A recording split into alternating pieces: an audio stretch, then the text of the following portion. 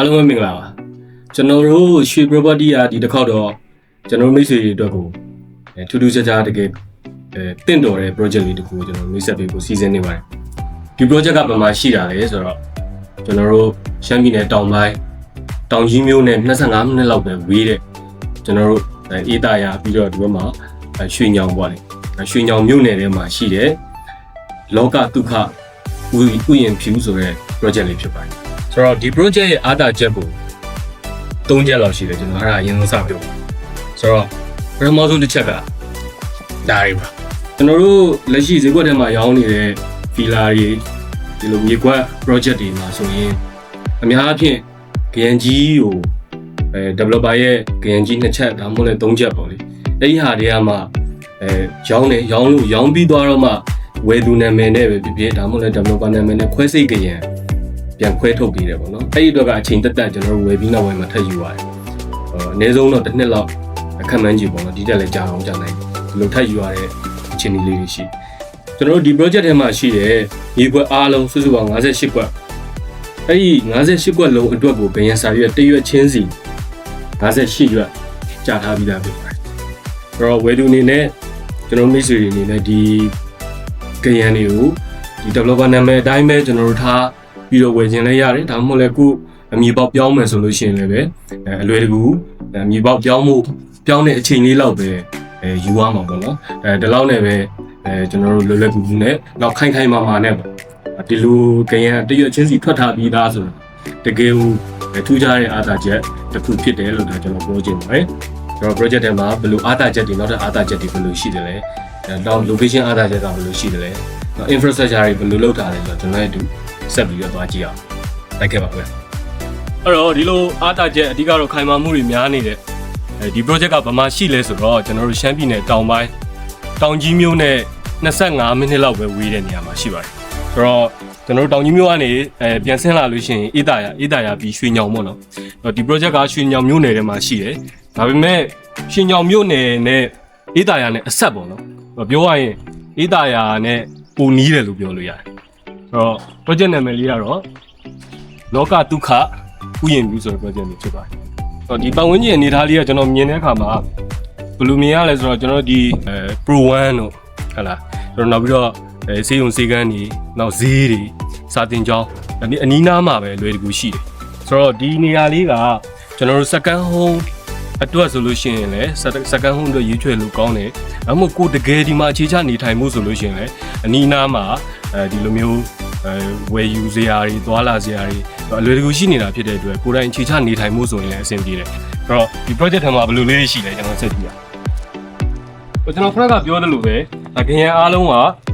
တကွက်ချင်းစီဖတ်ထားပြီးသားပိုင်ဆိုင်မှုခိုင်မာတယ် location အားဖြင့်လည်းအချက်ချကြတယ်သွားရေးလာရေးလွယ်ကူတယ်နောက်ပြီးတော့နောက်တစ်ချက်ကကျွန်တော်ပြောတဲ့အားသာချက်3ချက်မှာနောက်ဆုံးတစ်ချက်ကတော့ infrastructure ပဲဖြစ်ပါတယ်infrastructure အားဖြင့်ဒါအားလုံးမြင်တဲ့အတိုင်းပဲဒါ gated community ပေါ့နော်ဒါဒီရှေ့မှာဆိုလို့ရှိရင်ဒါ gate နဲ့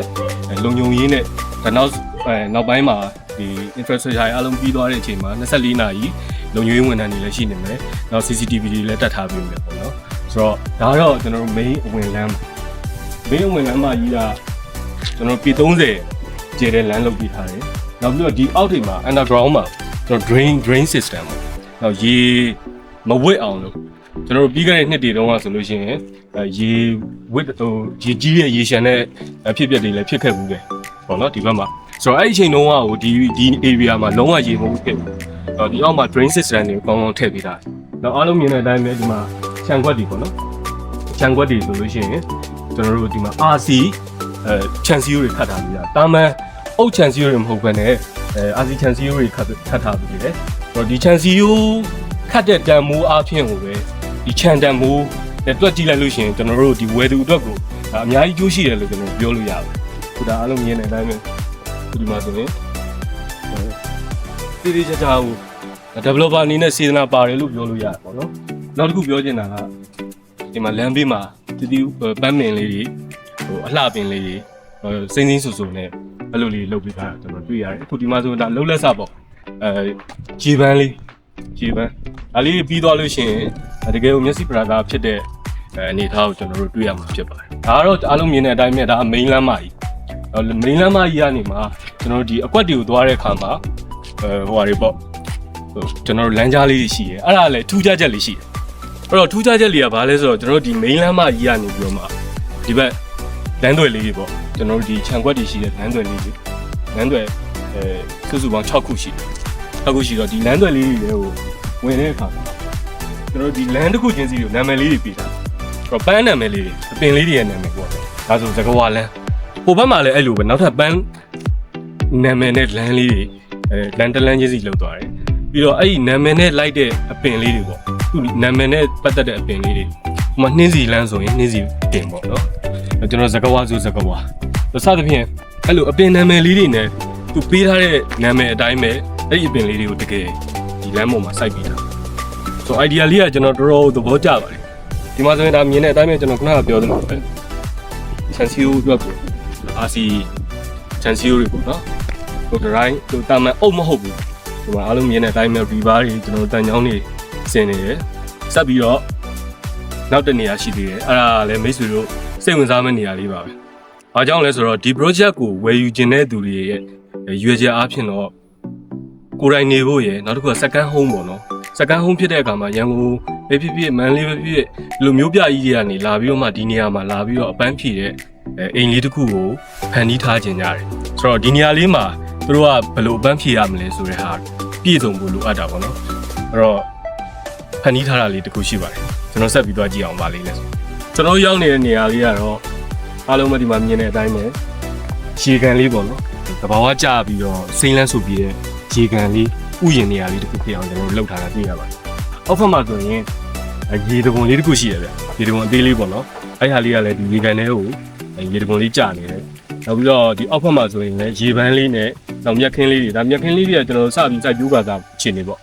့ဒါနောက်ပိုင်းမှာပို့ပြီးတော့မှဒီထက်ပို့ပြီးစင်းချင်းဆိုရှိလာမယ်နောက်ကြာလေးတွေလည်းစိုက်ထားတယ်နောက်ဒီ developer အမနဲ့စကားပြောကြည့်တဲ့အခါမှာသူတို့ငန်းလေးတွေပေါ့နော်ငန်းနေလည်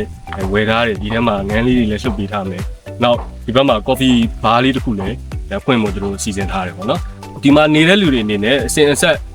်တောက်လျှောက်နေထိုင်တာပဲဖြစ်စေ second home အနေနဲ့ပကြာခဏလာရောက်ပြီးတော့မှအပန်းဖြေတဲ့လူတွေပဲဖြစ်ဖြစ်အားလုံးဒီထဲမှာပြည့်ပြည့်စုံစုံနဲ့တကယ်သဘာဝပတ်ဝန်းကျင်ကိုလည်းအနီးနီးကပ်ကပ်ခံစားရမယ်နောက်ဟို infrastructure ရေမီးတွေလည်းပြည့်ပြည့်စုံစုံရရှိနေမယ်ဆိုတော့ပြည့်ပြည့်စုံမှုကိုဖန်တီးပေးထားတာပေါ့နော်အဲ့ဒါလေးကိုကျွန်တော်မြင်ရပါတယ်နောက်ပြီးဒီမှာရှိနေတာအခုဒါဆိုရင်lake view ပေါ့နော် lake view နောက်ပြီးကျွန်တော်ဟိုနောက်ဘက်မှာသဘာဝဆန်းချောင်းလေးခုရှိတယ်အဲ့ဒါကတော့အခုနေရာကြီးဆိုတော့ရေနေနေတယ်ပေါ့နော်မိုးရင်းဘက်ဆိုလို့ရှိရင်တော့သူကရေစီးရေလာကောင်းတယ်ကြည့်ရရှုရတာအရန်လှတယ်လို့ပြောပါတယ်ဆိုတော့ဒီမြေကွက်လေးအခုတော့ကျွန်တော်မြင်နေတဲ့အကွက်တွေဆိုရင်ဒါဆန်းချောင်း view ပေါ့နော်ဆန်းချောင်း view နောက်ကျွန်တော်ဒီဘက်မှာမြင်ရတဲ့အကွက်တွေဆိုရင်ဒီရေကန်လေးရဲ့ lake view ပေါ့ရေကန်မြင်ဝင်view lake view အကွက်တွေပေါ့နောက်ပြီးဟိုဘက်မှာမြင်ရတဲ့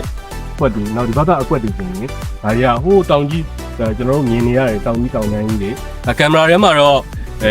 ကင်မရာရဲ့အကန့်သူ့ရဲ့နည်းပညာအကန့်အသတ်ကြောင့်ဒီတောင်တန်းကြီးတွေကိုတည်တည်ချာချာကျွန်တော်တို့ပေါ်ချင်မှပေါ်မယ်ဒါပေမဲ့ကျွန်တော်မြင်ဝင်အခုကျွန်တော်မျက်စိနဲ့မြင်နေရတာဒီတောင်ကြီးမြို့ကြီးရှိတဲ့တောင်တန်းကြီးကိုကျွန်တော်လှမ်းမြင်နေရတယ်ဆိုတော့ဒီဘက်ကအကွက်တွေကဒါတောင်တန်း view ပေါ့နော်ဆိုတော့အဲ့လိုလေးတည်တည်ချာချာ idea ကောင်းကောင်းနဲ့ဖန်တီးထားတာကိုတွေ့ရတယ်ဆိုတော့ကျွန်တော်မိတ်ဆွေရွှေဘဝတီရဲ့မိတ်ဆွေကိုကျွန်တော်အမြဲပြောလို့ရှိပါတယ်ရွှေဘဝတီက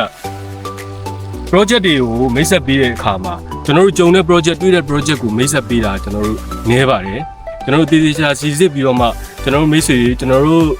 ့ပရိသတ်တွေဝယ်ယူလို့အားပေးလို့ယင်းနှမြုံနှံမလို့အကျိုးရှိမဲ့ project တွေကိုပဲကျွန်တော်တို့ကရွေးချယ်ပြီးတော့မှတင်ဆက်ပေးတာဖြစ်တဲ့အတွက်ဒီ project ကလည်းပဲအဲ့လို project တွေကတခုအပါဝင်ဖြစ်ပါတယ်ဆိုတော့ကျွန်တော်ခုနကပြောခဲ့တဲ့အချုပ်အားဖြင့်ပြန်ပြောရရင်အတားချက်3ချက်ရှိပါတယ်နံပါတ်1ကတကွက်ချင်းစီခရံအမီပေါက်ကြာထားပြီးသားဖြစ်ပါတယ်နံပါတ်2အချက်ကတကယ်ကို land နေနောက် drain system နေနောက်မီးတိုင်နေနောက် landscaping နေ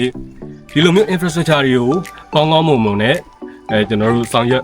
်ပေးထားတာတွေ့ရတယ်နောက်တစ်ချက်နံပါတ်3အနေနဲ့ကတော့အခုမြင်နေရတဲ့ရေကန်လေးတွေနောက်တော့သဘာဝဆန်းချောင်းလေးတွေနောက်သဘာဝပတ်ဝန်းကျင်ဟိုကောင်းကောင်းမွန်မွန်ခံစားရတယ်ကင်းခက်တန်လေးတွေကျွန်တော်တို့မနက်ကဆိုရင်ကြားနေရတယ်ပေါ့နော်ဆိုတော့ဒီအားသာချက်3ခုကကျွန်တော်မိတ်ဆွေတွေရွေးချယ်ဝယ်ယူဖို့ဆုံးဖြတ်ချက်ချဖို့လုံလောက်တဲ့အကြောင်းပြချက်တွေဖြစ်တယ်လို့တော့ကျွန်တော်တို့ရွှေဘရဝတီကယုံကြည်ပါတယ်ခင်ဗျာ ဆိုတော့ကျွန်တော်မကြခင်မှာလည်းရောင်းပြပွဲလေးတွေစီစဉ်ဆောင်ရွက်သွားဖို့ရှိပါတယ်ဆိုတော့ကျွန်တော်မိတ်ဆွေလာရောက်လေ့လာပါကြည့်ရှုပါပြီးတော့မှကိုယ့်အတွက်အကျိုးရှိမယ်လို့ယုံကြည်တယ်ဆိုလို့ရှိရင်ရင်းနှီးမြှုပ်နှံမှုဝယ်ယူနေထိုင်မှုအကြံပြုလိုက်ပါတယ်အားလုံးကျေးဇူးအများကြီးတင်ပါတယ်